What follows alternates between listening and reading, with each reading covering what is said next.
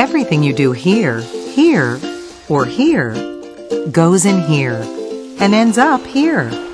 Over-applying chemical fertilizer on your lawn leads to chemical runoff in our waterways. Waste that goes into storm drains becomes waste that pollutes our streams. Pet waste left on the ground washes into our water, along with harmful bacteria. Help keep our water healthy and safe.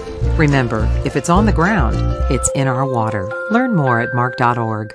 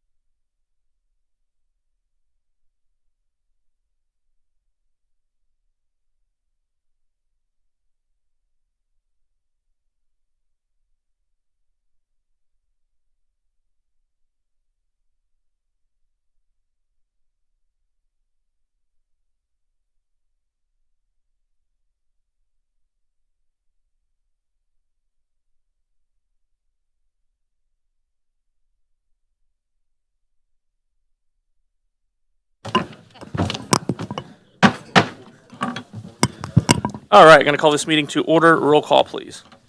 I have Councilmember Clark on the phone. Are you present? Ah. Say it again. Are you present? Yes. Okay. Councilmember Todd? Here. Councilmember Saper? Here. Councilmember McGrone? Here. Councilmember Smith? Here. Councilmember Fitzgerald is absent. Councilmember Alvarez is absent. Thanks, Amy. All right, thank you. Next item is going to be the Pledge of Allegiance. Tonight will be led by Councilmember Todd.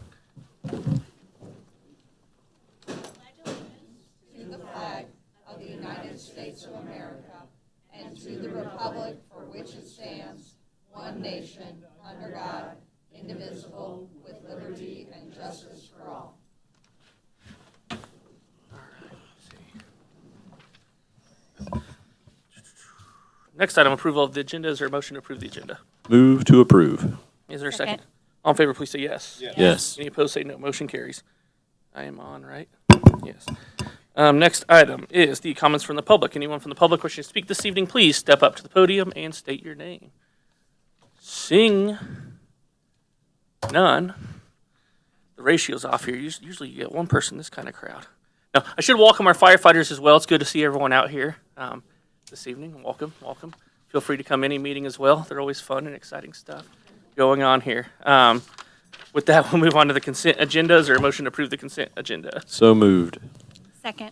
All in favor, please say yes. Yes. Any opposed, say no. Motion carries. Boom.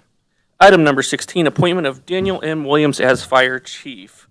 So I'll briefly just open up. Council went through a process where you opened it up for a nationwide search, and through that process narrowed it down to Dan Williams. And so we were very excited to have Dan up for appointment. I've heard nothing but great things about Dan's leadership over the last several months in the interim role with the department, and I'll conclude with that. I would ask council support their own appointment here as well. There we go. Further comments? Councilmember Smith. I would also like to thank all the folks who sent emails to the council in support of Dan. It's great to see his impact on this department and what he means to all of you. So thank you for anyone who sent those out to us. With that, we'll try to make this easier. Is there a motion? Move to approve. Is there a second? Second. All in favor, please say yes. Yes. Yes. Any opposed, say no. Motion carries. Congratulations, new Fire Chief Williams.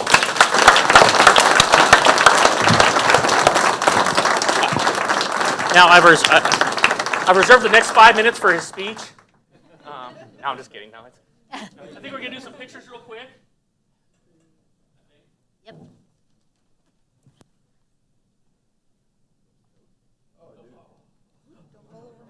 Don't roll over me.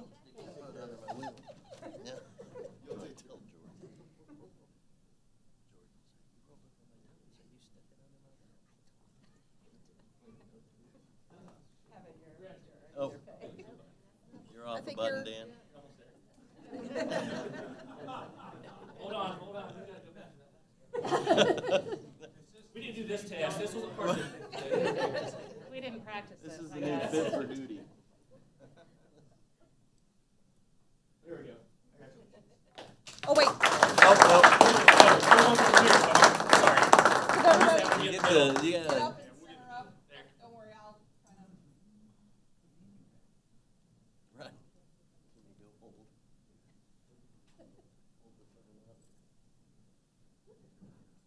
1, 2, 3. Is anybody? I saw somebody else stand up. Did you want to grab a picture? Now's the time.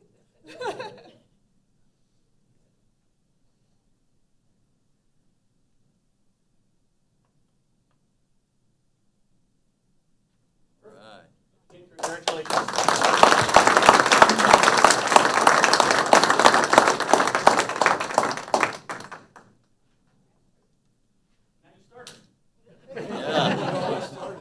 Yeah. And again, thank you all for coming out as well.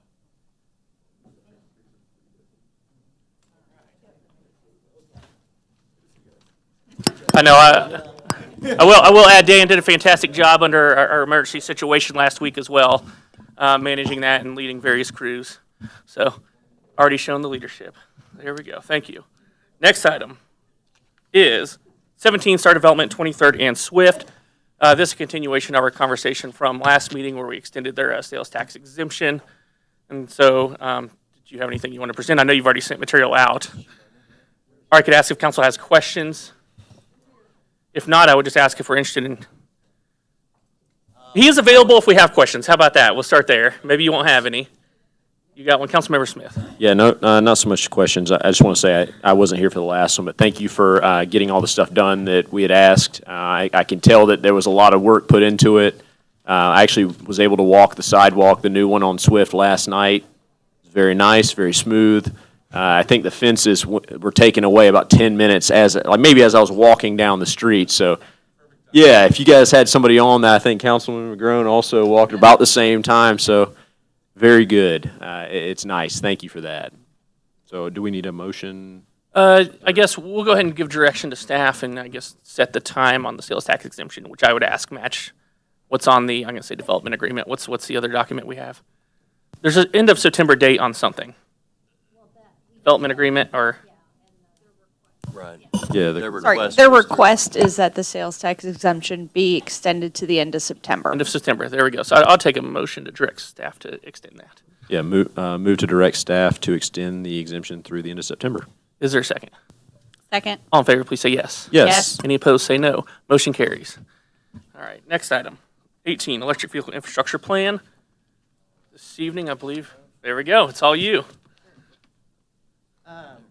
Good evening. Good evening. So I'm Sean Partain with Olson Engineering. And this item is kind of a two-parter. So it includes the adoption of the EV readiness plan as well as approval of pursuing a grant for implementation of said charging infrastructure. So we brought this to council back in June here, and there were some questions about the funding related to it in terms of what the costs might look like in terms of the city installing this infrastructure itself, what the upfront and operational costs look like, as well as what it might look like, you know, if a grant is received. This is called a charging and fueling infrastructure grant. Basically, there's 5 years of this grant. We're on the second year right now. So there's likely 3 more opportunities to go after this, but you know, it's always good to go after as soon as possible when you have the opportunity. So I'll just go through some of these questions that. So the program's, sorry, cut you off there. Yes. So the program's Oh, not already at all. funded, or is that subject to annual appropriation as well? The program is funded. Okay. It's funded as part of the bipartisan infrastructure Got it. law. Thank you. Sorry. No, not at all. So, like I said, the council had a few questions when we presented last time about the costs. We put together some charts here to show, the first one showing what the cost would look like directly as a city project for the 5 sites that we outlined in the EV readiness plan. You know, as you can see on there, just under $2 million essentially over an 8-year period. The upfront cost there is split out for implementation in terms of purchasing and installing them, and then operational costs as you move through there.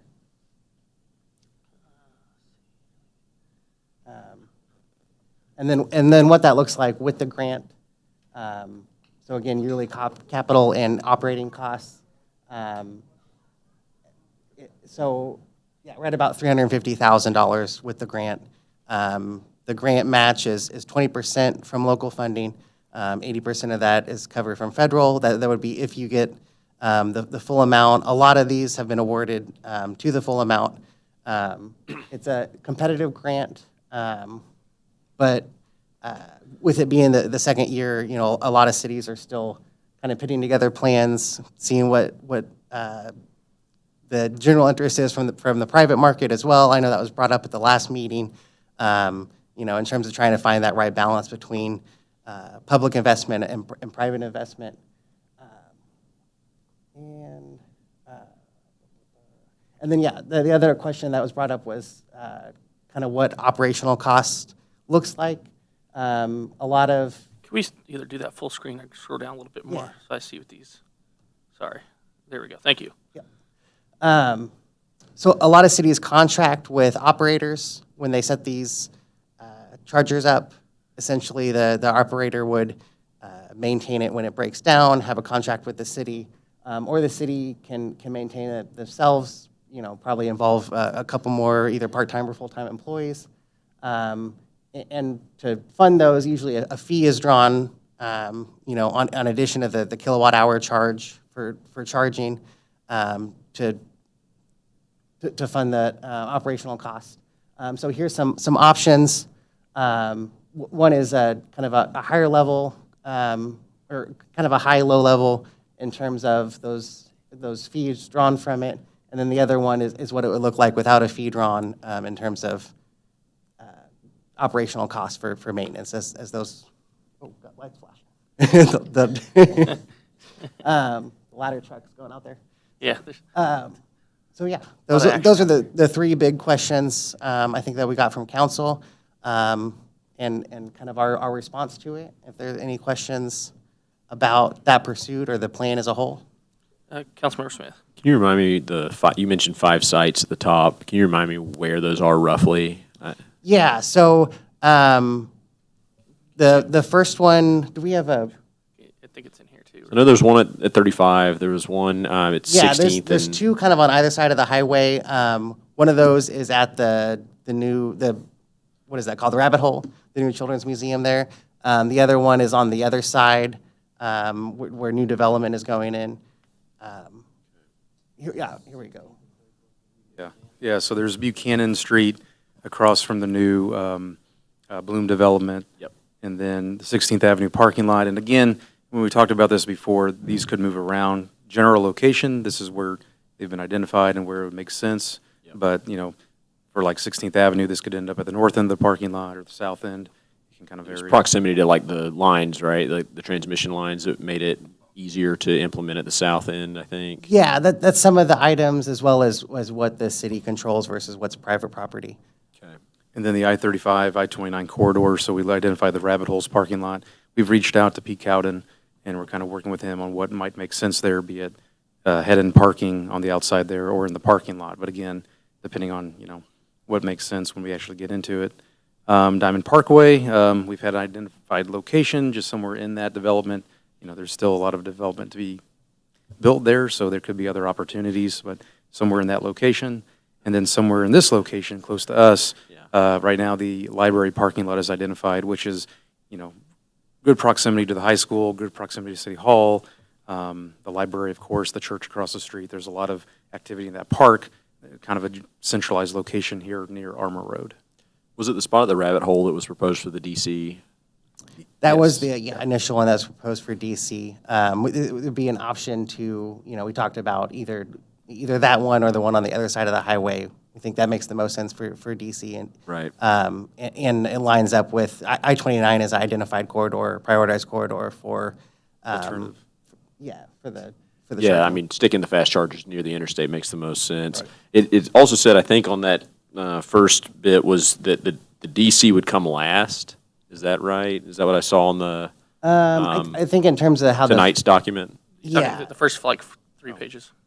No, like Sorry, if you go back to the other tab. I think that was that's- just in terms of yeah, how there- it was I'm it was sorry, laid you out had to describe the funding. If you were looking at it from the city level, I think it was the first one. First there. question, yeah. Yeah, so it shows the city doing One two more up. sites Scroll. There you go. each year for year 1 and 2, and then the third year would include the DC site. Because the DC is the most expensive by far, if I remember that correctly. Correct. But it also seems to be the one that makes the most sense. I think that was where we had circled the discussion was it makes the most sense to have that because that's going to be the one utilized by people coming down the highway. They're going to stop off in our town, hopefully spend some money while they're charging maybe. I don't know. But the DC charging was the one that I think the city had, or at least the council expressed some interest in having that be a public project versus some of these other spaces being a public-private partnership. Gotcha. And I don't remember, are we able to funnel grant funds through if we want to partner with a business that is in that adjacent parking? Yeah, that's definitely allowable. Okay. And that can be an independent contract with the city. It allows public-private partnership in terms of the grant pursuit. The match just has to come from a local source. Okay. And so tonight, are we approving this plan, or like what's the ask for this? 2 things. Sorry. Right. Oh, no. Mike, because no one wants to hear me sipping my coffee. 2 things. One's the adoption of the plan. I think it would be one step, right? Once we accept the plan, we don't necessarily have to do anything with it right away either. And the second one was, I guess, basically directing either staff or Olson to begin working on a grant application for the program that the opportunity closes at the end of August, right? Correct. Yeah, we don't want to miss the opportunity if it's something we want to pursue, but I don't know, like, how much this needs to be tweaked, if at all, to, like, make it clear that the DC may be the priority, or any of that. Sorry. I know I was the one that's like, hey, let's balance them all out a little bit. But if the DC is the faster charger, I could see that making sense all the way around. But I could also still see a mix of uses. It's probably more appropriate in some places than others. But But if that's the direction, I'm not opposed to that either. It is the best and fastest, right? Right. I mean, if the city is interested in eventually building out all 5 sites, it makes sense to go for the federal match in terms of maximizing, the city's investment. For sure. No, not to not do the other ones, just to prioritize the DC ones to go in first and then partner with I see what you're saying. the businesses. Oh, The gotcha. priority. Yeah. Yeah. And it's probably just to show the graph, but like seeing it in the third year was that was where my concern lies. This is still not still, is the program set up? What kind of match are they looking for, I guess I should say? Is this still 80-20 or what are they? Okay. Yeah, 20% local match, Okay. and then 80% federal. Okay, then I'll go to Councilmember Saper here. To get into the weeds a little bit here on this, Sure. I've recently read some articles about the issue of people hogging power slots Okay. near chargers. Now, I understand that they tend to go up to 80% full charge, and then some chargers will cut off to allow the space to be used by someone else. But some people will continue to connect and slowly build up the charge after the 80%, which is much slower because of the way the charging and systems are designed. Some of them have been said that after a certain period of time, and when they reach that 80% charge, there will then be an additional fee for just having that slot. Do you have any provision for that? Because I can see that people would be hogging, they have been in some places hogging the slots, and so they're sitting there charging. Other people are waiting to use the charger. Right. So that aspect of it isn't really addressed in the plan, but the city, that's at the city's purview in terms of how you all prefer to manage. Have you the had any system. experience with that? And Dealing with that issue? dealing with that issue specifically, no. I know that they do, the fast chargers especially, it can be as short as 15 minutes to get to 80%, and then like you said, Then because of maybe another how. couple of hours, actually an hour or two to get to the full 100%, in which they're hogging. Yeah, I don't know if it's that long. That may be with some can of be. the level 2 chargers as well. But that last 20% does take a little longer than the Quite a first bit one. longer, apparently. The market- And that is an issue of turnover of the slots so that the maximum number of people can actually use them. The market Good use. strategy seems to be charging per hour that it's plugged in, not just for the kilowatt hour. So there's a way to charge, like, if you're going to leave it plugged in, you're going to keep getting charged. Yeah. So, I mean, that's up to the person leaving it there for, Downside for max usage, but I guess upside for collecting back revenue. yeah, revenue. But it's also a disincentive But to that's leave it something plugged we in. need to do, consider the issue of keeping the flow going through those chargers, not of electricity, but of the cars. Yeah, so the stations allow, options in terms of how you all want to manage that and set it up. But like I said, that would be a your purview. A lot of them are also just treated like parking spots as long as it's an EV vehicle. They're not necessarily charged for staying there. But that would be up to the city, and can become a problem with, with the level 3 station, especially where there's, like you said, likely to be more turnover. Thank you. Councilmember Todd. Yes, hi. I just have a couple of quick questions. The first is, if we were to apply for this grant, successfully get that grant, what kind of timeline do we have then to actually begin the project? So the majority of these usually, so you get the award notice. Usually it takes a few months to set up the agreement with Federal Highway, and then it's usually a year to 2 year process for. So like if we were awarded the grant, we could potentially wait a year to actually begin. Okay, so that was kind of where I was going with it is, do we have an end date where they're like, okay, you have to start this in 6 months? Or do we kind of have a little more leeway as to when we actually start the project? Right, so there'll be a preliminary schedule that we work with the city to put together in terms of installing the capital infrastructure. But yeah, there's some flexibility there as well. Okay. And then my second question, and I think someone asked this last time, and I don't remember who it was, but it was a wonderful question that I didn't even think about before. But we asked about, how long when these are installed, let's say, will they really last until either we have to do an overhaul or really kind of some major, So I think they're designed to be about a 5-year product, but I know a lot of them have lasted for close to a decade in some of the locations now. okay. So then, yes, I agree with Jesse that I think, I agree that, yes, we should go ahead and try and get the grant funding and all of that, especially if there isn't a set timeline for us to start that project in a certain amount of time. But I do agree that we probably need to prioritize those fast chargers, and maybe even, I would put those in phase 1 probably, just because I think those would get the most use.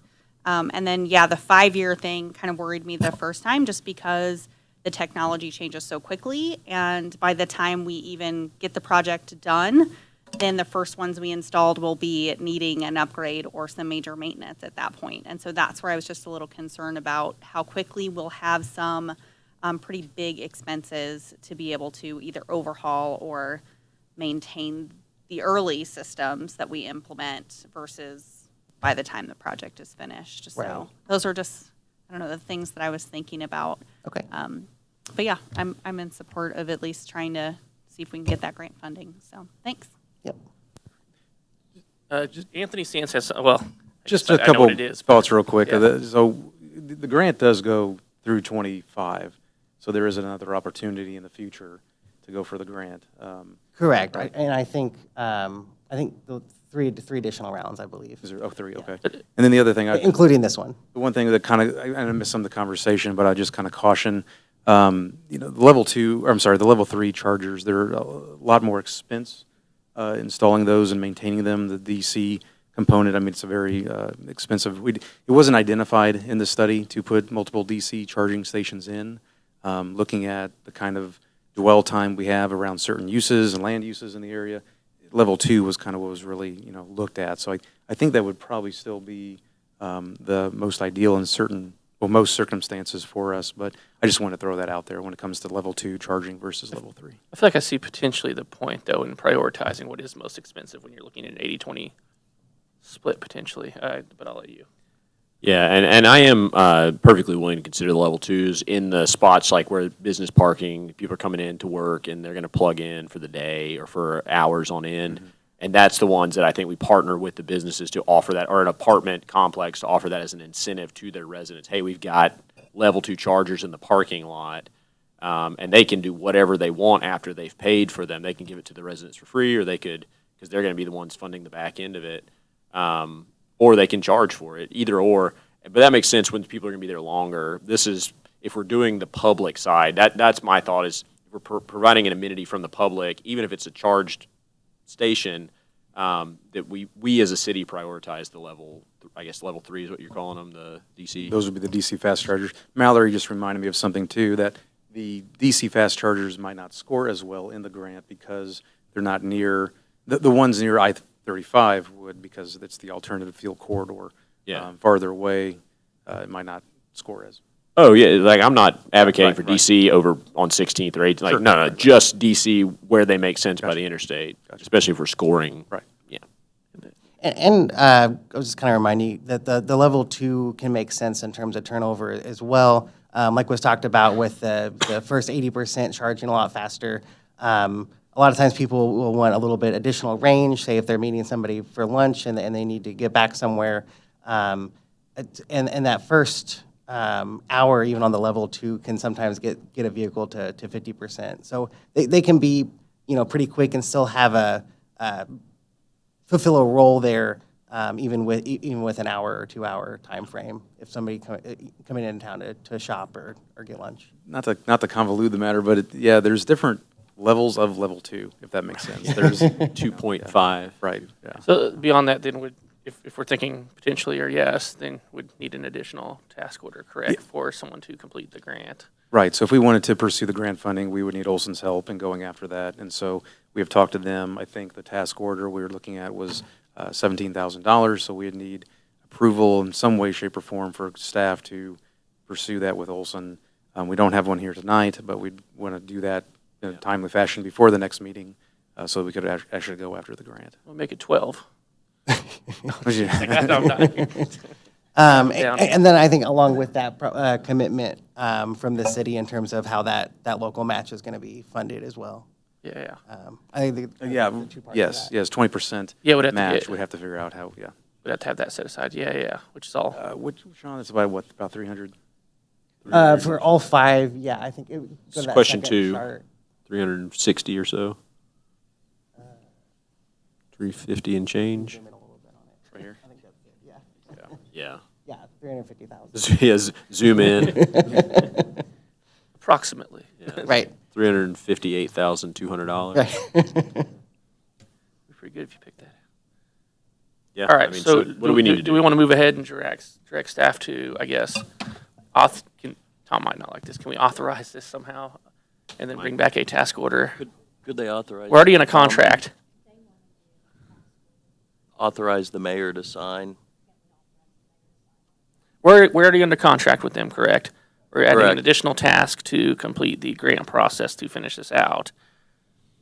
As long as council is agreeable and votes yes on this, then Go. I mean, do we need a separate task order in front of us? Authorize the mayor to sign? Yeah. Like, Yeah. can we? So we don't have to wait till the next council meeting. Like, we want to get it. Say that again. So you would not have to bring it back Correct. Yeah. That's what we want to avoid. 2 weeks from tonight? Yes. I'm sorry, I wasn't speaking into the mic. now you got to say it all again. Right, and the grant itself is due approximately 3 weeks from now, so that's part of the Yeah. Let's timing issue as well. get it rolling. So what verbiage do you? So I guess need? first let's adopt, I guess, the plan. Should we start with that or? Oh, Mike's got it. Yeah, typically that's done with the resolution. Yeah, we- Is that needed for the grant, a fully adopted? So no, those are separate items. It helps a little probably with the narrative and the competitiveness of the grant. But, right, we could bring that back on the 20th. As long as the And then- package is ready I to mean, get I- sent I- out, we can toss it Right. on top. Correct. I mean, I could go Yeah, print that a can be a 2-liner separate resolution item. right now that says we adopt this plan. I mean, I'll put whatever motion we need to get this moving. So tell me what to say, Tom. do we have to have a resolution to adopt the plan though, or can we rectify that later? You can't do it via voice vote. And Under what statute? authorizing the mayor to sign the task order, Yeah. right? Is that what you said? Yeah, that's exactly what I said. Is good. Who else agrees to it? Yes. So again, what do I need to say so we can vote on it? I put to authorize, that we're authorizing Mayor DeLong to sign a task order with Olson. Is your but I mic on? need to know up to what Yeah. dollar amount. Is your mic on? Yeah? Up to 17,000. Can you not hear me? For. I actually heard you better when for, you were quiet like that. what would you call it, application administration? Yeah. For the EV Application grant? development not. and Application administration. development. Okay. I'm going What to was take the amount? $17,000. Thank you. That's what I need. Not Right. to exceed Yeah, not to exceed. $17,000. Not to exceed 17. Yeah. Not to exceed. Yeah. That'll work. Okay, so let's try this. I move to authorize Mayor DeLong to sign a task order with Olson to, what is the task order exactly? To They basically facilitate the grant process. facilitate, okay, That's to a good way to put facilitate it. the grant process, So not to it'll- exceed, in an amount not to exceed $17,000. Perfect. Second. All in favor, please say yes. Yes. Any opposed, say no. Motion carries. Thank you, and I guess we'll be seeing you again at some Yeah, point. thank you all. Thank you. Appreciate your time. Next item, now that I've rolled all my paper up, is, Crystal, save me. We're on number 19, 19. contract services agreement for certain demolition work at 1400 Nottaway, resolution 24043. And there are, this is. Good evening, Mayor and council members.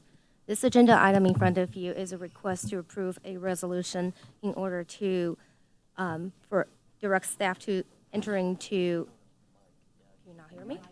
I am on. It It's feels on. like no one is. Hold on, are we just at the right Oh. volume here? Okay, is that better? There you are, yeah. Oh, that's weird. Yeah. I don't want to. I blame those fire trucks.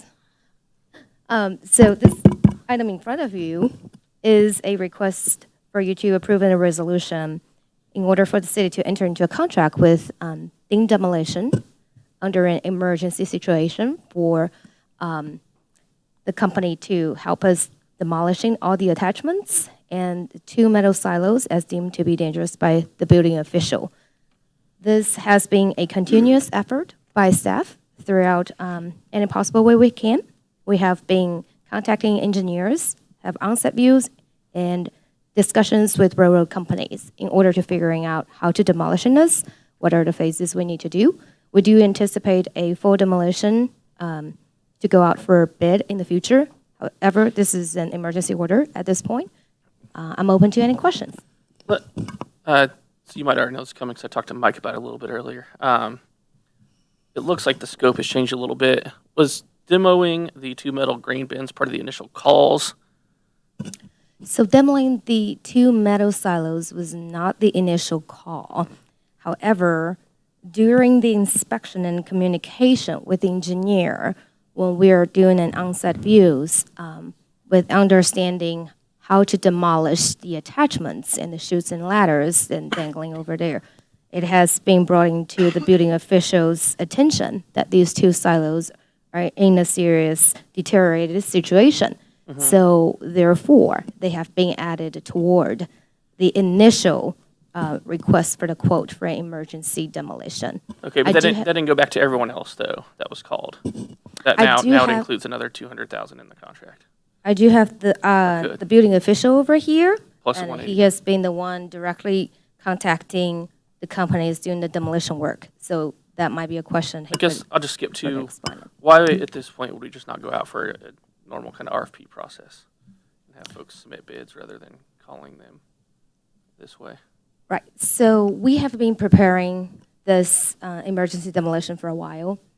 And this contract particularly has its own uniqueness.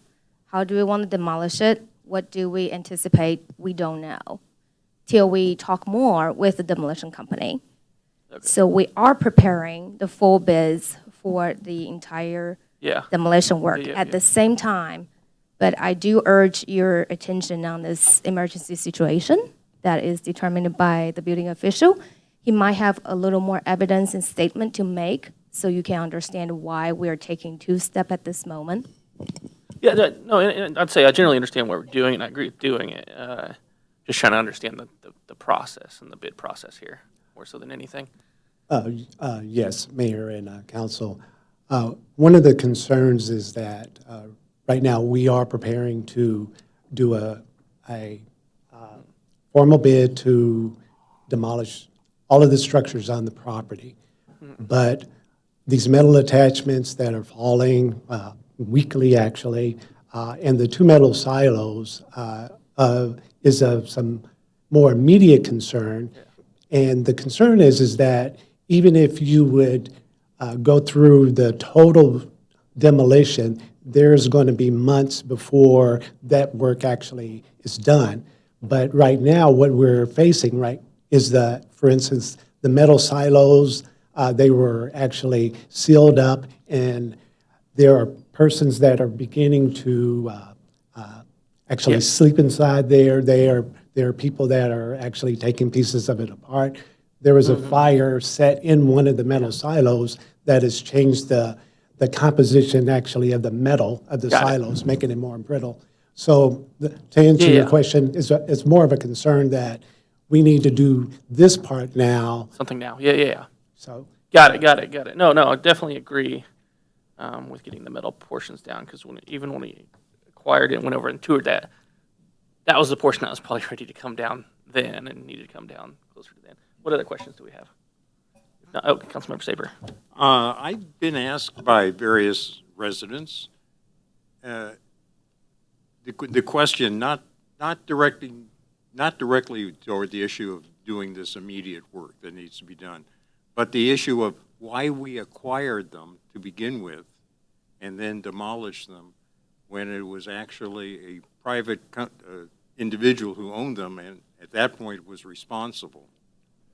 Okay. And if you could just give a, I think we have 2-minute, probably find a YouTube clip where we talked. a 2-minute recitation of why, so I can pass this on to people who are asking me. Well, and I think you're asking him, but I think that was more of a policy decision on our end than it was David's. And now there's always been some concerns over. This is not directed toward you. Let's make sure. Yeah, because you're looking at him as you're saying it. There's definitely a policy aspect to that as well.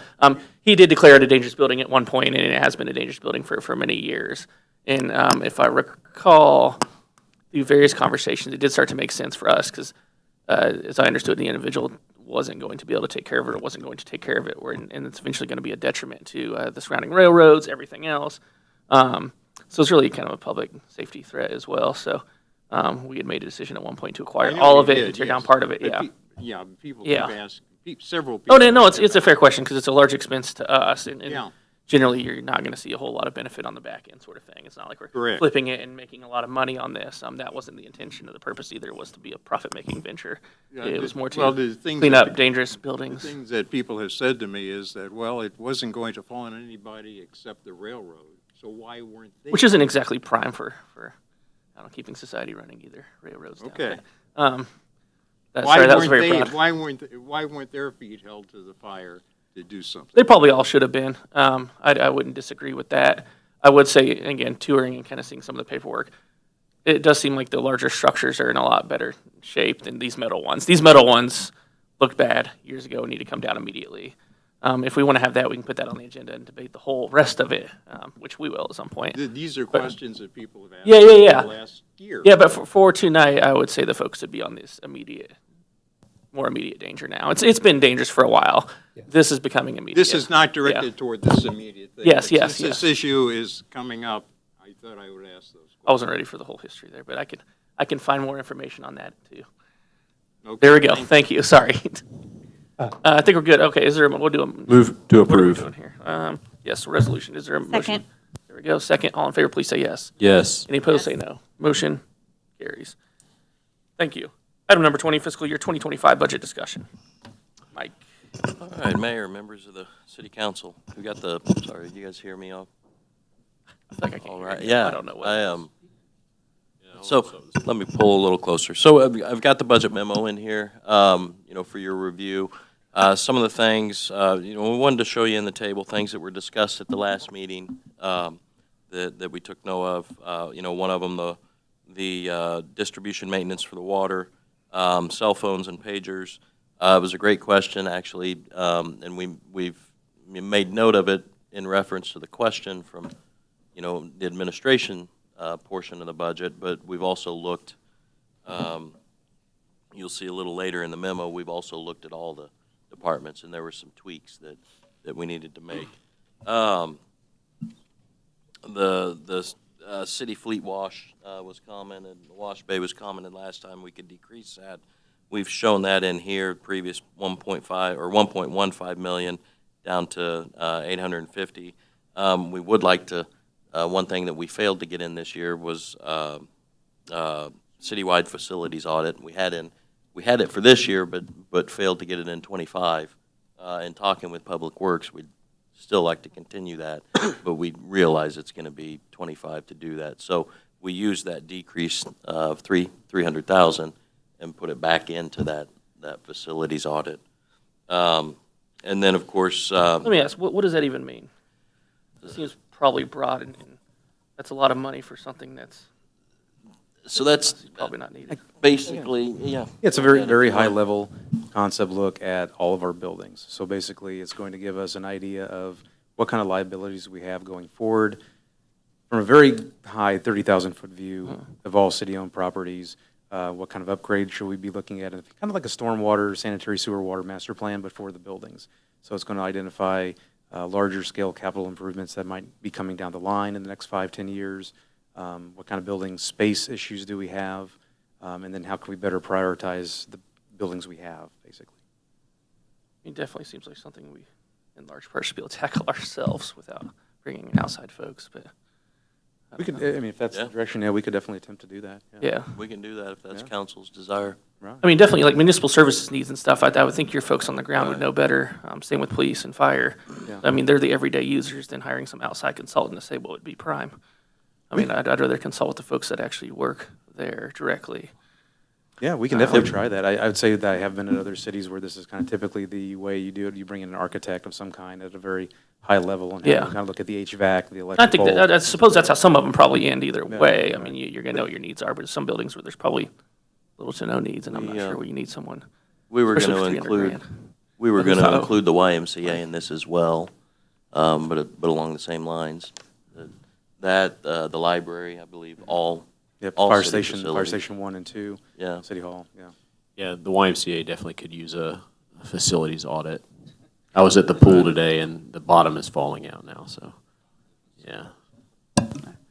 One of the things is so that we can kind of better understand our long-term capital projects across all buildings, all funds. This includes the library, parks facility, the community center, both fire stations, and this facility that we're in, as well as the water treatment plant, wastewater facility, kind of all of the buildings, so that we could get a better understanding of what those assets look like now and what capital improvements we need to be scheduling for years to come.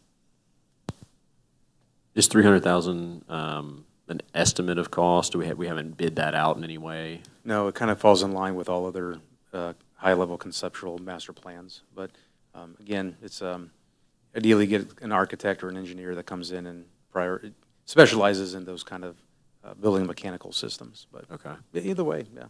I mean, it makes sense to get it done. I like to know, especially having been part of other organizations, did stuff with multiple facilities, it is good to know and be able to plan out the next 10, 15, 20 years of what you'll need to do. You start slotting that in. So I think it's a worthwhile expenditure.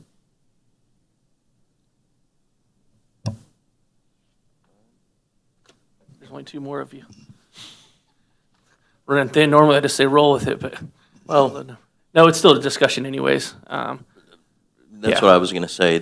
We're still going to come back on the 20th also of August with some other, sorry, Mayor. Oh. Since I I'm was like, getting what? peer pressure to speak up, I guess I will.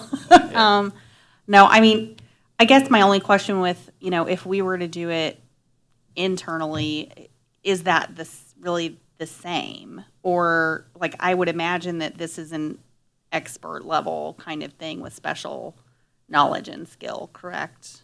Correct, yeah. The idea is that you have, again, professional licensed architects, engineers that this is all they do, so they know Right. HVAC. You'd have an architecture firm that would have an MEP, a mechanical electrical plumber, who would specialize in those trades, HVAC, and you'd really get, again, a high level, but also a more broad spectrum look at what's out there in the Yeah, other I also areas. am in favor of that. I do think that there are,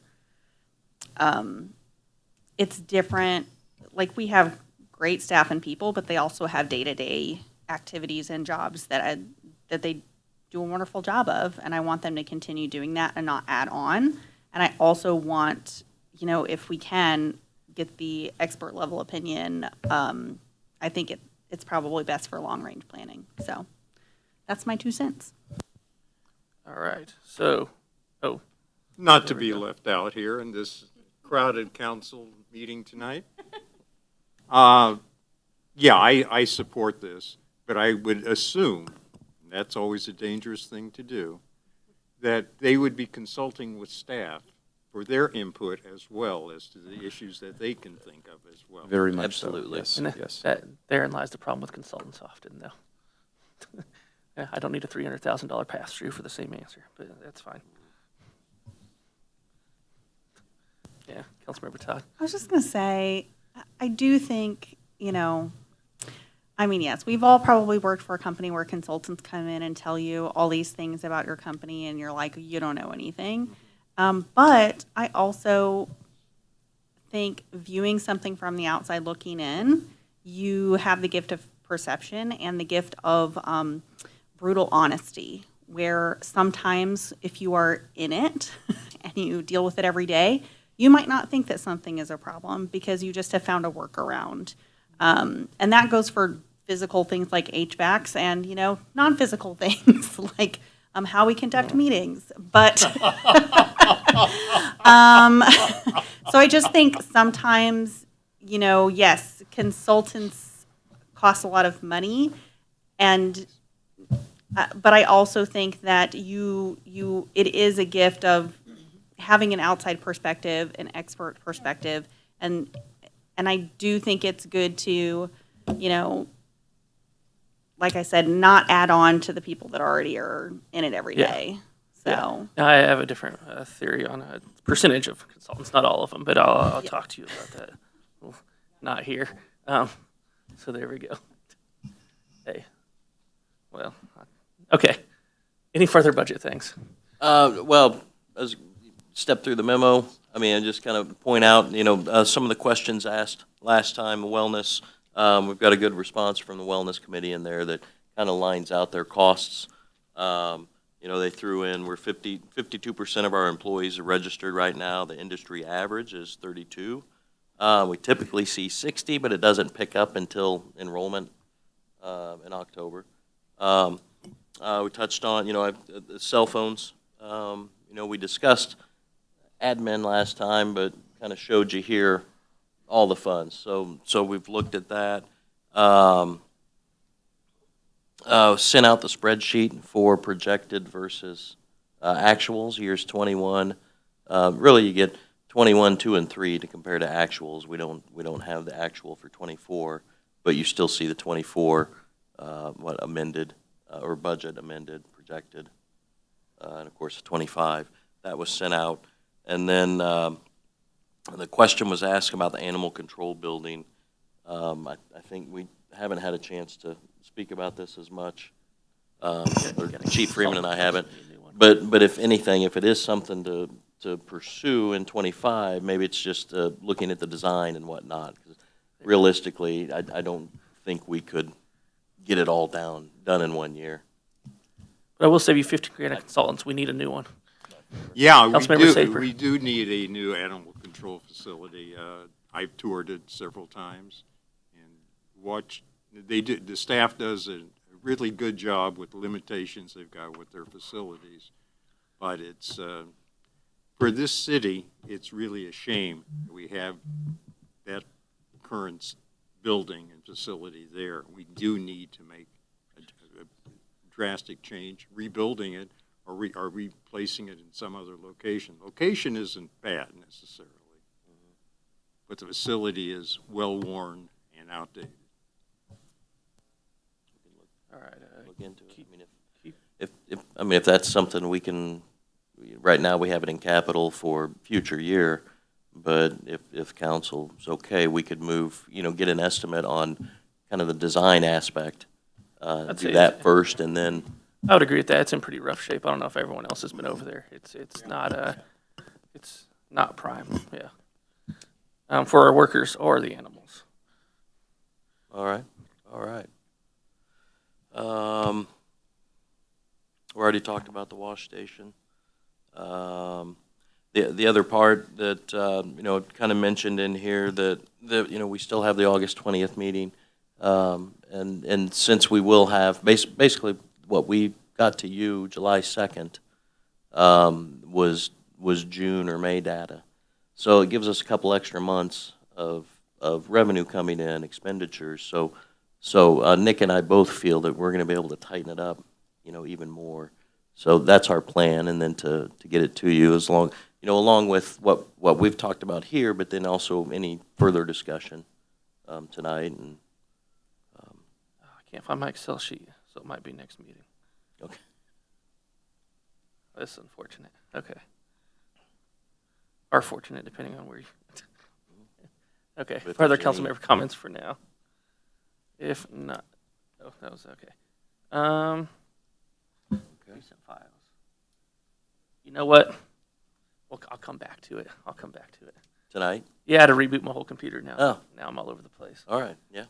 Yeah. No, not tonight. Another time. You know where to find me. I know how to get a hold of you many ways. Yep, all right. As with that, we'll do wrap all up of you this with any discussion then. questions. Yeah. There you go.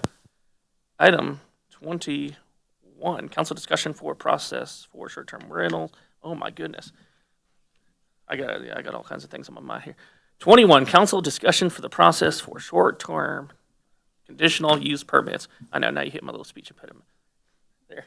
Too many R's. Shoe, there. Yeah.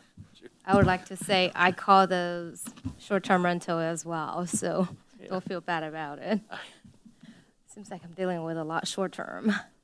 This item in front of you, we have already discussed about it, that council wished to have staff to do administrative approval on the majority of the short-term conditional use permit. Usually they're dealing with like boat shows, car shows, special events, could it be on private property or on public property. So currently, I do want to say that we have all of the short-term conditional use permit go to City Council for final approval. They're typically on the consent agenda. It was very rare when City Council pulled it off of the consent agenda in debate and arguing or asking staff questions. Normally, they do go through the staff approval process that we coordinate with building official, other staff in community development, as well as police, fire, and public works. Anyway, everybody on this panel. So normally just trying to make sure it's safe and it's not raising any concerns, and they submitting all the documents as required. Moving forward, if we were looking at granting staff the authority to approve them administratively without placing them on the council agenda, I would urge you to consider some of those particular short-term conditional use permit. They're usually in a much larger scope or in a more sensitive area, such as our downtown business area. So with this particular recommendation over here, staff has had internal meetings and discussed about different types of short-term conditional use permit, and we believe there are 3 criteria maybe over here if the short-term conditional use permit meet one of those. That one is if they are located within the downtown characteristic area as defined by 2016's master plan, our show plan where they're generally bounded. And then there are more than 500 attendees that they expect to attend. Or the second scenario is that they're located in a downtown character area and involve requests to close any public streets. So these 2 conditions, they couldn't meet both of those, that they're in the downtown area, request for street closure, and also have 500 attendees. So all these 3 scenarios, we kind of feel more comfortable to have City Council to approve them. And all of the other kind of short-term conditional use permit generally could be approved by staff if this is what the layout generally says over here. And if we were to do so, I ran a real quick data to see how many short-term conditional use permit will really go to you compared to what we have had right now. So this is a up-to-date kind of number of short-term conditional use permit we have handled since 2021. And of course, due to COVID, the number kind of fluctuated a little bit. But generally, I would just say about 25 to 50% of the short-term conditional use permit will be approved by staff if we set those criteria as stated in those 3 scenarios. So I broke down a little bit here for the data. There is how many are there within downtown area versus outside, how many of them have more than 500 attendee, how many of them have less than 500 attendee, and the same logic applies for a street closure involved. And then total those numbers together, and this is how I get to the number, generally about 25 to 50% could go to you. We do anticipate maybe an increase and a steady increase for short-term conditional use permit if no other pandemic happens in this case. So I think it will largely help. Knock on the wood. Nope, I never said that. We do anticipate more steady growth in short-term conditional use permit in the future, which is a good indicator to show us the economic development component that works for the city, and we're gathering more attention, and we're more attractive as an area to for this region. So with that said, are there any questions, comments to our staff? Councilmember Smith. So I think I've been the one pounding on this one for a little while. Part of the reason to have this discussion is to streamline the process. So I remember the timeline is quite long. If you want to get a conditional use permit in front of council, you kind of have to back up almost a month, maybe more, to get that application in so that, you know, if your event's out a certain distance, you have to really plan pretty far in advance to get it in front of council. And then kind of the idea that we don't have any extra expertise on top of what staff has. In most cases, we don't know as much as staff on these various issues. So I don't see the extra benefit of bringing it to us, except for there's now more eyes on it.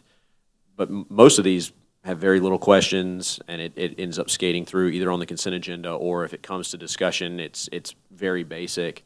I can understand the big events downtown, like that makes sense to me.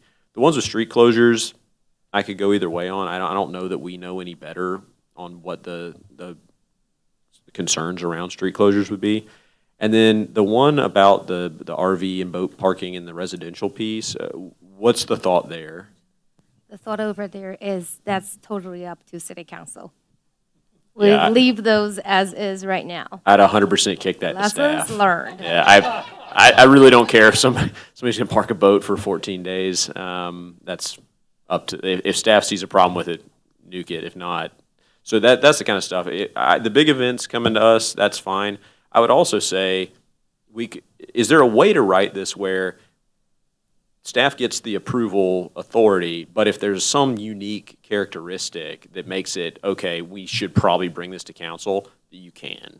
Would We that- can't write the code amended to a way where the director has the power to determine whether we wanted to bring this to city council. Yeah, that would be, like, if there's really something there that you say, like, this is too much, and you want to bring it to council, that's fine. It's more, that would be the exception than the rule. Like, right now, it's the rule, everything comes to us. So if you'd like to bring it to us, great, but I don't see any extra need to. Oh, sorry. You done? Okay. I would assume at that point then, there would also be an appeal process to council, would be a part of that. Right. On a denial, if we went on a denial. And with that, so right now, we asked for a 21-day turnaround. So I'm assuming now that this will be administrative, we would move to a much shorter turnaround time. Normally, we'll probably recommend 14-day. Okay. No, I mean, I want to make sure we also put a shot clock on ourselves, because, I mean, people are planning these things, and it is good if we can get back out the door with them as well. Obviously, if there's a lot of back and forth things, we'll extend, but, okay. I don't really have anything. I mean, I'm indifferent on this. I could have left it the way it was, and I wouldn't have lost any sleep either way. I'm not sure. I do understand larger events having more touches. I can see street closures being issues with folks and neighbors, and then that puts it on the council that the council has approved it. But we would have approved it most likely anyway. It's just on the consent agenda. When I'm looking through the consent agenda, unless I see something jarring, I don't know, I wouldn't. Yeah. So, the street closures, that's if it's downtown and there's a street closure, right? It's not, somebody wants to do a block party, wants to block off the intersection of like, That's correct. 23rd and Fayette or something. As Okay. of what is proposed right now, is only within downtown, then you have a street Okay. closure. I don't have a problem with what you've got proposed, except for the boat and RV parking. I think that is something that you all can determine. But as far as, what I think is, I could see us as a council getting questions about events that are happening, or why is the street getting closed, or why did this happen? And so if it's a huge event that's going to draw a bunch of people, and it's going to have, maybe Armor or Swift or some other big street closed, then it would be good if we could see that in front of us, because I don't anticipate that you will approve them, and then we're not going to get a list of all the short-term conditional use permits that you all have approved unless we come and ask you for that. So that's where I think having these come before us is really just to get them in front of our faces, and not necessarily us needing to approve them, because we're just going to approve them on the consent agenda most of the time. So, yeah, I'm good with all of it except for what we've already discussed. And that's where I would add, essentially mandating reporting on this anyway. Say, they should all just be on every agenda under staff comments anyways, the ones that have gone through. That way you're still seeing it. You're just not having to do anything with it. Everyone else can see it. It's out in the public domain as well. And that's how I found out Yeah. about all the block parties that I Yeah. want to attend. So, there you go. Yeah. I don't know. What do you, your item, I'll let you Do we need a motion of any kind, or are we just kind of general understanding to? move I forward would- adopting No, this, we- I guess would be the question. I'd the like a direction. little clarification. So is the direction that perhaps staff administrative approval for all kinds of short-term conditional use permit in this case, with the exception that if the director determine that the city council needs to approve it, and bring all the short-term conditional use permit that approved by the city to the staff comment time during the meeting? Perfect. There's only one No, issue. hold on, because Yeah, Councilmember I Clark. liked the downtown and 500 attendees. I liked that. You can I make that a just- requirement to come to council, the Yeah. 500 plus downtown. That's fine. Yes, the big downtown stuff, bring those to us. The rest of Yeah. it. Okay, Use your so just the judgment. first scenario. Okay. I just want to confirm that. No, the downtown and have 500, and downtown and have street closure. The ones, as you have it here, downtown and have 500, downtown and have street closure. Yep. I think both of those. And the reason that I say that is because, again, I can see a situation where somebody is driving home from work or driving from being out, and we're putting up road closure signs late at night or early in the morning, and they may ask, why is this happening? And it would be nice to know, because I wouldn't have known otherwise. And the event might occur before I had a chance to go through staff comment Yeah, time at city exactly. council. So All right. Mike. If I might recommend really anything in the downtown, the defined downtown district, or any event, because it affects more than one business. There's so many businesses there together that anything is going to affect multiple, whether it's traffic, sidewalk, all of that. I mean, that'd be the thought. If it's in the downtown business district, other than the dining, the stuff like that, but an event. I think if we go down that road, we're looking at, I mean, anything that is a short-term conditional use permit, even over in the avenues or in the traditionals, or that's not in the downtown area, is going to affect more than just the people who are applying for this thing. So I think that having, like, if it is a large event, sorry, that affects, in an area that affects a lot of people, then I think that that is a good thing. But, I mean, if it's just, Chef Tito's wants to create a sidewalk cafe for a few minutes or for whatever they want to do in that area, that's not going to draw 500 people or more, I would be okay with staff approving those things. Pencil it up. Yeah. And then we'll change our minds next meeting. Thank you. No, any further comments on this item? Nope, nothing up here. Any further comments? Community development? Nope. I think Mike's good. Okay. Next item. Maybe I can read this one. Number 22, expansion of camping ordinances to all public property. That was successful. That is. He's staring at other people. I don't know. Chief Freeman? take it? Mike? Okay. There we go. Good evening, Mayor and members of council present and on the phone. This item before you is a discussion item of a potential expansion to some of our current ordinances that regulate camping, sleeping on public property. We've been paying attention to this for a number of years now, most exclusively since some of the we'll just say the autonomous zones that were set up in some of the larger cities around the United States, Minneapolis, Seattle, where these places were set up on public property, and those public entities had little to no recourse to deal with them. It is a sensitive topic. It's something that we're very conscious of, but we do feel that there are some gaps in our current ordinances that could allow people to erect structures, tents, sleep on sidewalks, on public lots, on city hall property, in public parks during non-defined hours. So what we've laid out for you is where we've identified in the code where certain anti-camping ordinances already exist, and seek your direction on expanding them to more full-time, basically. So that said, I'm happy to answer any questions you might have. All right, Councilmember Todd. Yeah, can you give me an idea if this has been an issue and what that looks like? I knew that question was coming. Currently, there's not been an issue for the city and camping and sleeping on public property. It definitely has been an issue on private property, on MoDOT property. Those issues that we're dealing with almost on a daily basis now. So this is a way for us to get out in front of it on other public property, not already regulated. When you say it's occurring on MoDOT property, what are their regulations around that? So over a year ago, they did pass legislation to prohibit sleeping and camping on any MoDOT property.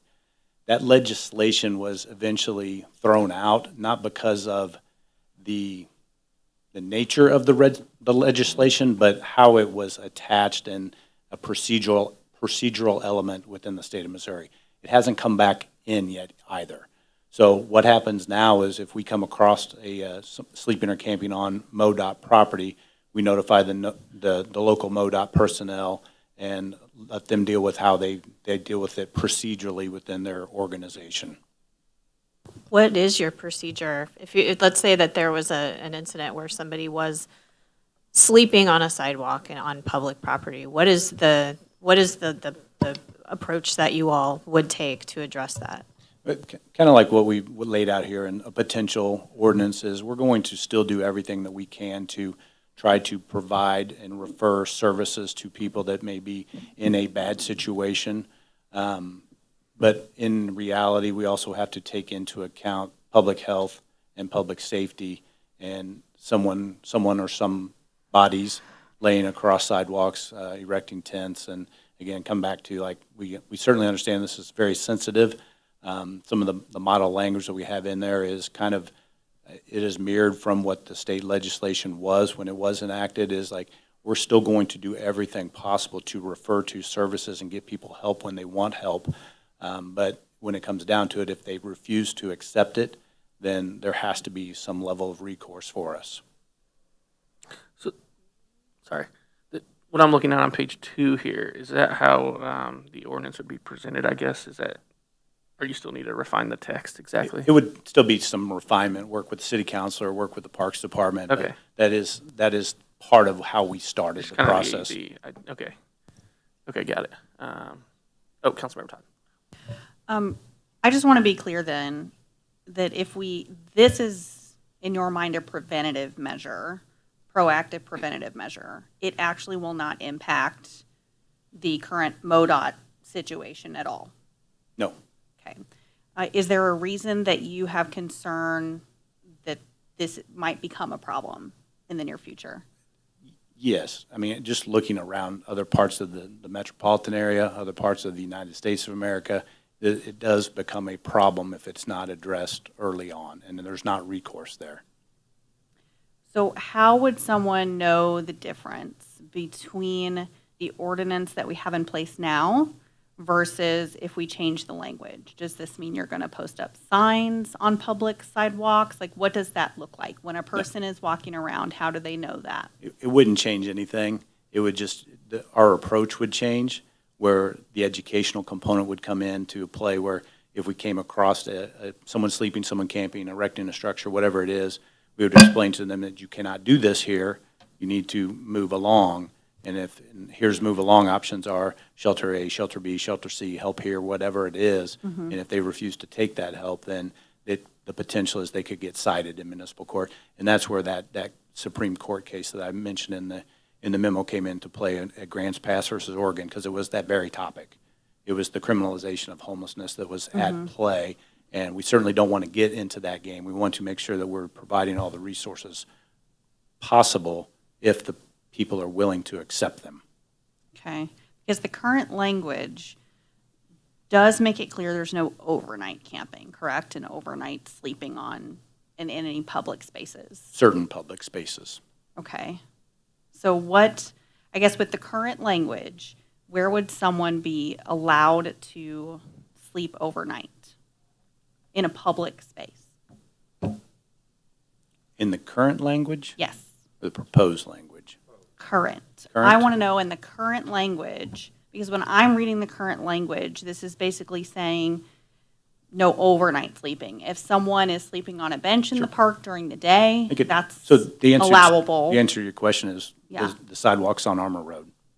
They could erect tents and encampments on any public sidewalk right now. Oh, for overnight? Anytime. Okay. And so would that apply to the neighborhoods as well? Just all public right away, right? Public all right away. sidewalks. Yeah. I guess I understand the concern, and I understand the desire to have a proactive measure. However, I don't want to anticipate a problem that also isn't here and that might not come, if that makes sense. When I think changing the language and putting something into place now certainly can carry a weight. And as you said, it is a very sensitive topic. I think it can, how do I say this? I think it will certainly create some feelings where if we had a problem already, or if, you know, our neighboring communities were reaching out because they're having lots of problems with this and they're creating certain language, and so, you know, people are finding new spots, I can see how creating language or approaching it then would be beneficial. I hate sometimes being reactive instead of proactive, but I do think that this is a case where I would rather not fix a problem that doesn't exist yet. That's just my thought on the matter. Thanks. I'd just say what I think I'd want to, and I think I generally understand it, but really follow through on and dig deeper in is like the various scenarios you're referring to and how you would refer them and work with them. Because obviously that's part of the delegate balance here, right? And then I guess my follow-up would be on kind of the court side. Because if we didn't want to truly penalize people with $500 fines or whatever, my understanding is I think the city could also set maximum fine levels too, right? It's like a parking ticket if you want to hit a $50, you know, sort of max fee. Absolutely, and could be mandatory referral into services too. Yeah, or it could Doesn't do have some to be a things on fine that at side, all. so it's just not, you're going to jail or you are having to come back and pay hundreds. Jail's not the answer. Yeah. Never, not in this situation. Yep, perfect. So no, I want to make sure we potentially think through that as well. Mm-hmm. To make sure we're kind of setting those parameters. And I think the court does a good job, but, you know, we have the ability to set those parameters a little bit more. Councilmember Smith, and I'll get back over to you. So a couple things that I see in the new language, there are a lot of built-in warnings, referral to services, that people need to refuse those referrals before there's any like real teeth to an enforcement side. And even then, like you say, it could be a minimum fine or it could be something like mandatory referral to services. The other thing, I have heard through people reaching out to me about, I think this is the MoDOT right-of-way you're referring to, up by the Welcome to North Kansas City sign, over by Big Rip, Ryerson, there's a lot of stuff going on up in that area. Is that MoDOT right-of-way up there? The signage area. The signage area, okay. So I know that's going on. There's some up by the levee, and then with the woods up north being clear-cut, that has taken and displaced a lot of people that were living up in that. So they've started coming down into the park. They're spending the day there. I don't see overnights, but I don't think that this problem is as far out as we may think. I do think that it's starting to become apparent that North Kansas City is a nice place to be. It's and people are finding refuge here, and I want them to feel safe, but I also want them to understand like you can't camp on our sidewalks. You can't set up a tent. And I do think this is a step in the right direction, getting in front, because too many times we do bemoan that, like, okay, now we have an issue, how do we react? I do appreciate getting ahead of it. So I am in favor. And this isn't harsh. This isn't something that we're going to drop a hammer on somebody. This is more of a how do we help the people while keeping the public safe. So I like what I see here. I will add, sir, too, one of the other meetings that we've had recently on this was with the levee district.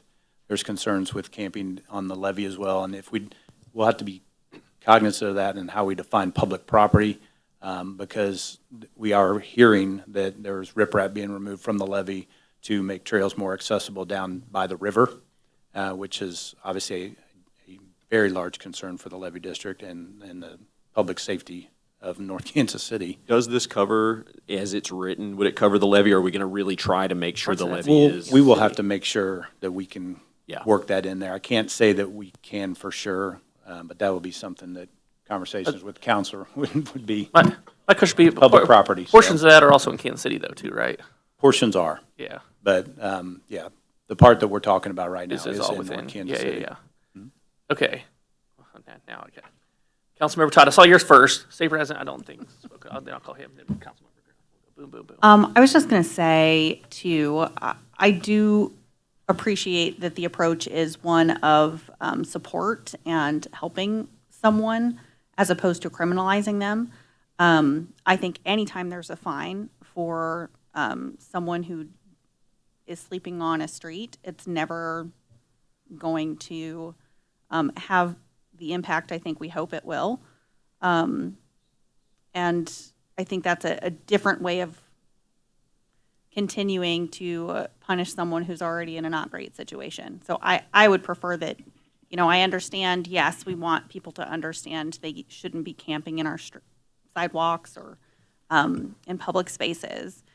I also, though, want to recognize the fact that sometimes there isn't, you know, when you're making that referral, there's no space. And when we have had this discussion with Northland Alliance, right, so many times. And so I would also then want to see that we are either providing additional funding to our local community partners in that sense, so that people then do have somewhere to go and not just walk down somewhere else and set up camp somewhere else. And so I just think that when we're talking about preventative measures and proactive measures, this is one piece of the puzzle, but the puzzle is much larger than that, and we can't ignore the other pieces. And so it's the way this is, you know, when you look at it and read it, it seems like, yes, this is great. We're going to just support people and let them know, you know, where to go and how are they going to get there? Are police officers going to escort them? Is that something you can do? It is something we have done. Okay. And so I would encourage that to be part of kind of this plan, or even training for the staff to, I guess that would be my next ask, is that if the language changes, there is some formal training for staff of what the interpretation of this looks like, because everyone can look at this and interpret it differently. And what I don't want to see is someone interpreting this in a way that creates conflict on the street. Agreed. So I would love to see that. If I can know that there's going to be some formal training, that we also are going to explore ways, and not just you, but the city as well, explore ways to better support systems that exist, so that people have somewhere else to go other than the street, and maybe some transportation to get there, then I'm 100% on board. Yeah. Now I'm about 40% on board. To but- follow up with that, it's just as you know, we've been working towards increasing the number of officers that we have trained in crisis intervention techniques, right? Yeah. That's someone, by definition, in crisis. That's not necessarily just someone that doesn't have a bed, but all of those parts and pieces are part of that training. Awesome. Where to get those resources, where to go look for them, where to refer them to. That's all part of that crisis intervention training. And I don't have the exact numbers, but I know we're close to 90% of our officers at this point that have been through the basic. That's awesome. Thanks. Going down the line here, Councilmember Saper. I really do appreciate your approach to this very much. But I think because of the wide-ranging, multifaceted nature of this issue, I would like to have the Equity Inclusion Committee input on this before anything final is created. Thank you. Councilmember McGrone. I really appreciated, Chief Freeman, when you said that jail is never the answer in these situations. And I also have some experience with seeing your officers interact with some of our homeless and populations on the street because of my affiliation with the Rhino, and we're often open late, and there are a lot of transient people that come by, and we've had just some of the businesses in the area have had some issues, and the police that we've interacted with have always been so compassionate and kind, and it's genuinely refreshing to see, given the things that people hear and talk about, outside of this space. So I really believe that your heart is in the right place. I also agree with Councilmember Smith that this is a problem, I think, that is not as far away as we might think. And, we ride our bikes a lot. There's issues down at 10th and Burlington. There's a little park set up there. It's an area that we are a little cautious to ride through sometimes because there's a lot of people that tend to gather in those places. I know there are a lot of people that live in this community that don't have homes that I encounter all the time. And Some of them are truly lovely people that have just some situations that they are having a hard time overcoming. So I recognize this is an incredibly complex issue, but I also, I think that the way that you approach these issues is from a good place. And I think that Councilmember Todd's suggestions of just kind of leaning on the idea that we want to support and help these people as opposed to penalize the people, and is really the right frame of mind for this. And if we can implement something that is, mandated services or whatever we can do to actually try to help people in this situation, I would be absolutely in favor of that. All right, and I'll say I have the utmost respect for our department and our officers. I watched these interactions, doing ride-alongs many years ago, talking to them all the time, talking to people on the street about various things going on.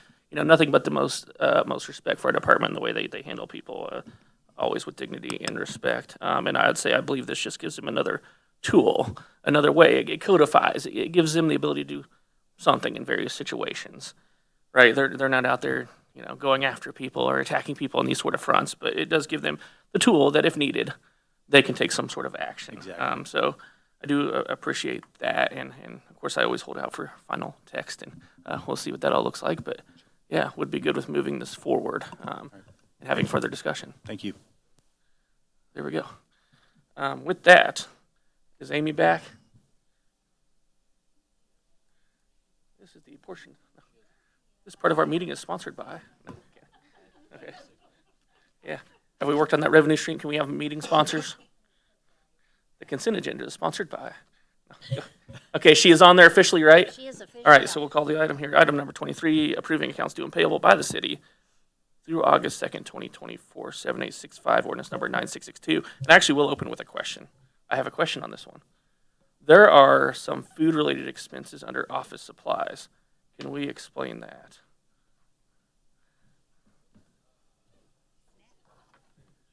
You ever seen the end of a meeting disappear that fast? Sorry. Let me pull it up. Sorry, like I said, That's all my all right. stuff crashed out on me. Vendor, yeah, I know. It's a setup. It's gotta be 505. Starbucks First Watch. What, I can keep reading. hang on, I'm Some in the bakery. wrong I'm not going to try to. spot. Slavinsky's Bakery. Sounds like it'd be good, but it doesn't sound like an office supply either. Unless we're buying paper there. What, Mayor, I'm sorry, what page are you on? I'm on many pages here. It's all at 10-515-7001 is the account it's under. Office supplies. Well, let me pull the page next time I come back around. Oh, God, you're in the back. Okay. There's 2 sections. I am on page, like I said, there's multiple. Say 505. Page 12 on my PDF at least, I think. And it says page 3 of 11 at the bottom of the form. There we go. The journal entry register. That's 1, 2, and you skip around, there's one on the next page. I was just trying to figure out how those belong in office supplies. What's the date on the? Obviously, the Amazon ones are always kind of tricky because you can't see what those are for at all, but So I believe that's, would probably coincide with billing day. do we not have a more appropriate account for that to go into? Yeah, we can find a more appropriate I guess- account for that okay. to go into if that's Let the us ask, question. can we just pull a Absolutely. report of that journal by account, I guess? Is that a thing? I don't know how our system works. See, like other past ones as well. Yeah, what's gone in, See how much we put in there, yeah, if that's a Sure. recurring. Okay. Yep, Other than that, I mean, we can absolutely. prove it, but yeah. Just curious. That's, There we go. Now yeah. ask for first reading. First reading. Is there a second? Second. All in favor, please say yes. Yes. Yes. Any opposed, say no. Now I go to the, I know, now you gotta read it. Sorry, I'm having to do like 2 or 3 things at once. An ordinance authorizing payment for certain accounts due and payable by the city through August 2nd, 2024. This is where do we do the I move? Oh, yeah, it never happens on this side of the dais. Yeah, I move that What was that, bill number something? bill number 7865 be placed on second final reading and passes ordinance number 9662. That's gonna be expected to happen Second. over here. And there was a second by Councilmember Todd. Call the roll, please. Oh, Amy was trying to? Trying. That would have been perfect over the phone. She got to call in to do it. No one else knows. She did say yes. Yes. Yes. Yes. Yes. Oops. An ordinance authorizing payment for certain accounts due and payable by the city through August 2nd, 2024.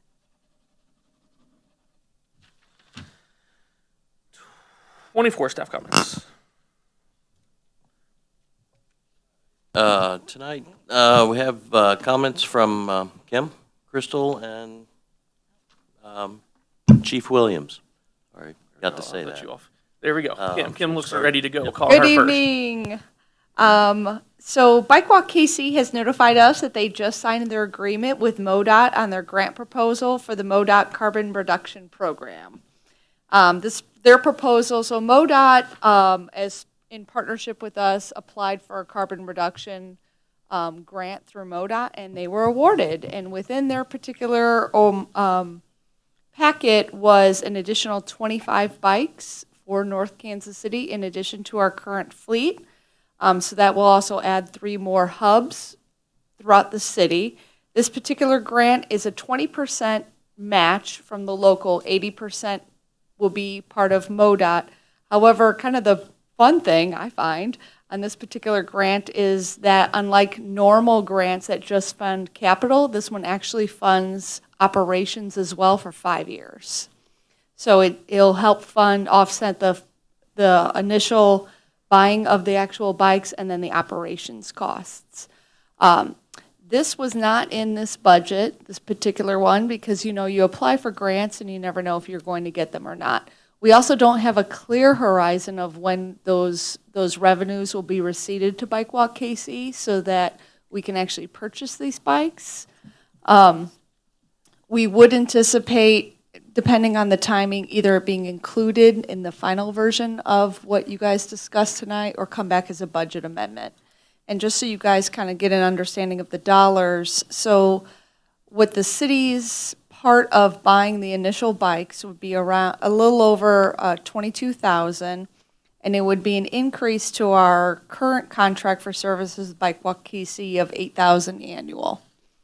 So again, it is because our normal one is around $35,000 annual for our current one. So to add 25 more bikes to our current contract for only $8,000 a year is really a pretty good deal.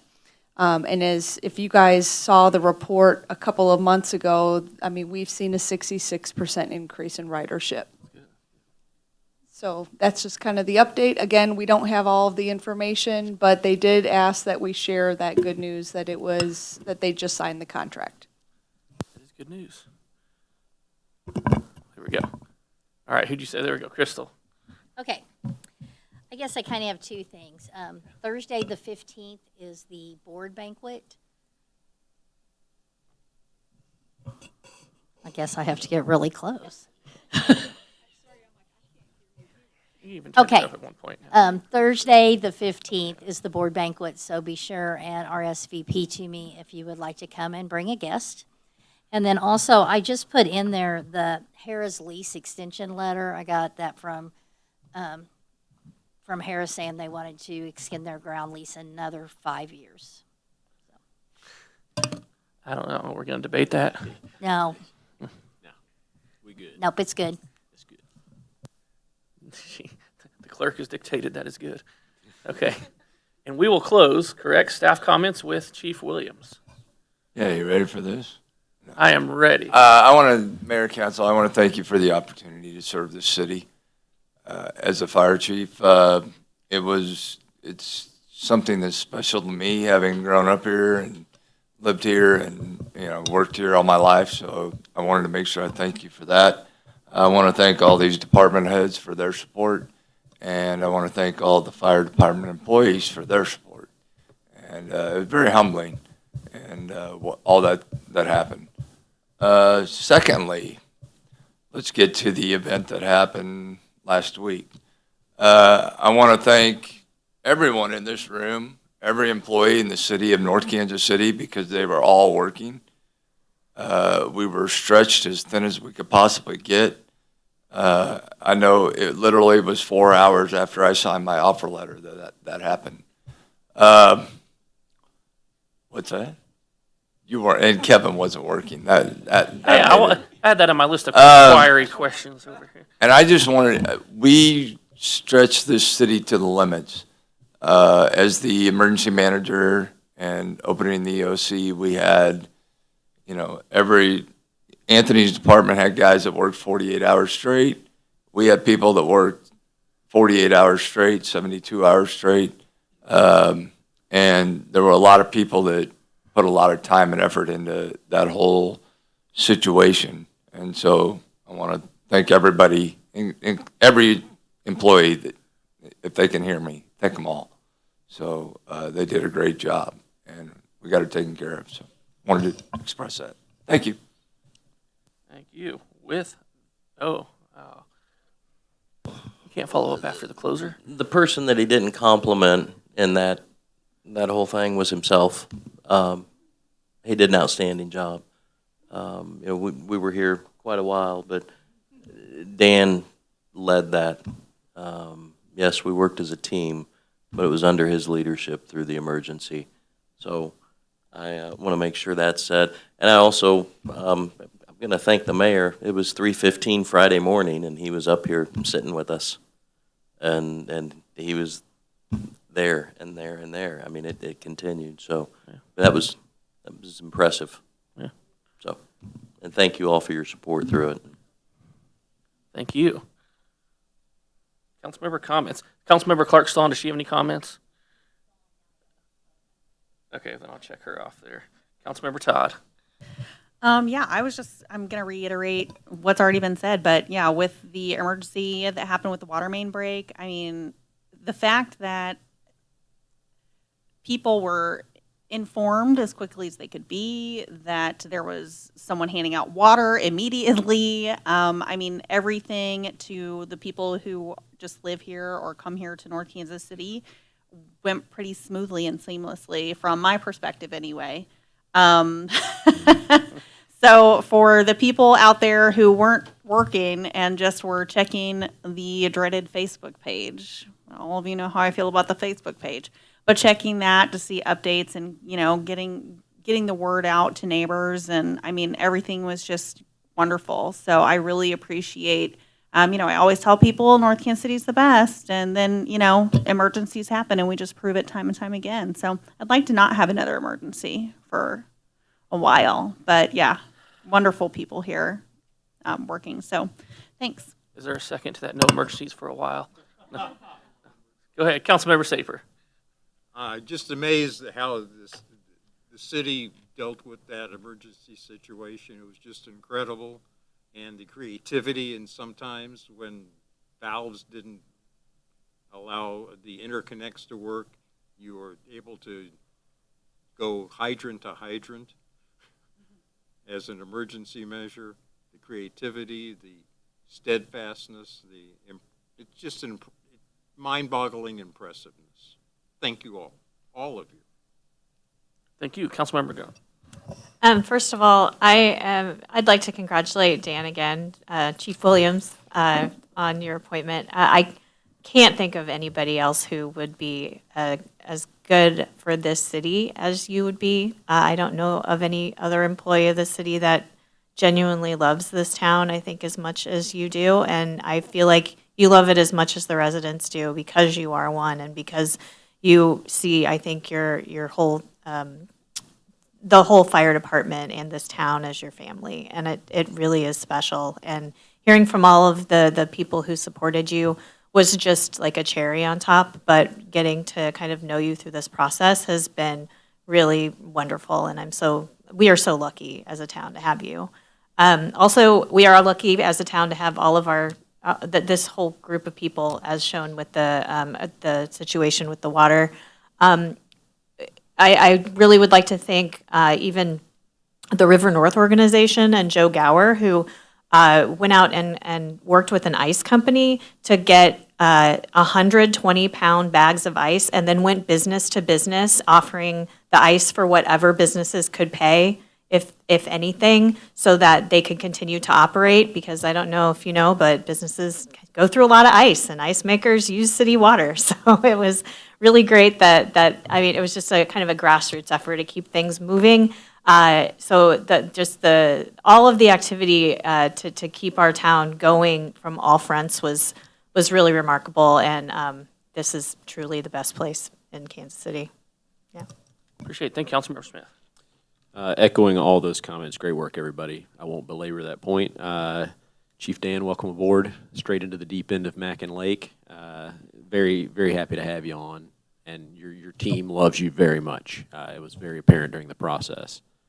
I want to point out, we had a planning commission meeting this past week. Nothing really new. Like, most of the council was actually there at the meeting. We may have had to notice that up. I don't know. But coming out of that meeting, we had a discussion about parking and the school putting a proposed lot in a residential area, which was voted down unanimously by the Planning Commission after feedback from residents. It's good to see local government working that way. And things that came out, something to keep a watch on as we move forward. Looking at parking minimums in the city, do they make sense? Revisiting some of those that have been in the code for a while, and then talking about parking lots in residential zones. So those are some things that, from the Planning Commission, we talked about bringing maybe to City Council for review. Something that was brought to my attention, and I thought of it because I can see the intersection from here, but we got this kind of wonky intersection next to the community center. And the middle lane is a left turn or straight, and the right lane is right turn only. And just today, somebody in the right lane went straight because it's a little unclear there. I'd like to have some discussion about maybe striping that a little differently, adding some turn arrows, directions that it's right turn only, maybe a little further back, because if one car is sitting on there, you can't see the arrow. And I drive there a lot, and every time I go through, I second guess, which one am I supposed to be in?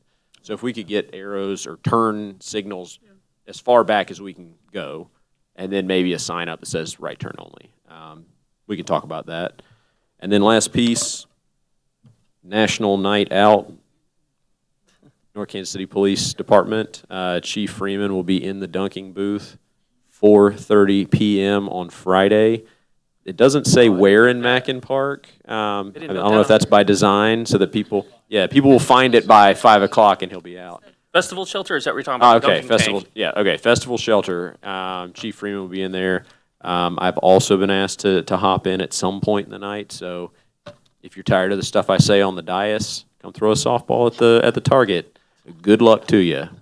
That's all from me. Yeah. There we go. Bring it on, Saper. I was glad to have the fire department crew out there. You know, it's awesome to see the bunch that supports you over there, and they've had nothing but glowing things to say about you under your leadership over the last several months, and before that as battalion chief. And I'm so very excited about the future of the department with you as the leader. And it was great to see that in action, starting about 3 in the morning that night, early morning. But no, just want to give a shout out again to our public works crews who did work tirelessly and trying to make sure you get them water and food and all the stuff, and they were just out there working. But most importantly, they were able to keep the hospital, keep water to the hospital the whole time via an interconnect, which is an important thing. Is they have 400 plus people over there in the hospital, and watching that process was quite amazing, and the communication between the city and the hospital, and talking about how much PSI and how much PSI now. 20 minutes later, where are you at now? But yeah, constant communication all night long, all through the next day. And so it was a beautiful thing to watch, actually. Love seeing that, love the collaboration. I've got nothing but positive calls from residents and business community, and they appreciated your leadership under that as well. And I, again, appreciate our mutual aid partners. SEMA, I think, was out here pretty quick. You could go on for hours on all the partners that were out here. So there's quite a few. I will not. And you could tell about a week of story from that 3 days too. So I won't do that either. But no, much appreciation to everyone all the way across the board. You always learn little things here and there, but I don't think we're going to have any major ones. But yes, appreciate all the work. With that, council will be happy to know we're only going to do one executive session. So I know. Hopefully we'll be there when the light's still out. I'll be out when the light's still out. Sun's still out. We will do 27 though. 27. Consideration or request to hold a recess in an executive session as requested by the city councilor to be held on this date Did I do the right one? Which I feel like one you are give me a doing? look. Potential That's the right one. Okay, oh, the way he's right. looking, I thought maybe I scratched out the wrong one, even though they're the same thing. Consideration request to hold recess when executive session is requested by the city council to be held in the state on a potential litigation matter pursuant to Missouri Revised Statute 610-0211. So moved. Is there a second? Second. Call the roll, please. Councilmember Clark. Is that a yes? Okay. Councilmember Clark, yes. Councilmember Todd. Yes. Councilmember Saper. Yes. Councilmember Magrone. Yes. Councilmember Smith. Yes. With that, the live stream will be cutting off. There'll be no further public business this evening. Thank you. Have a good night.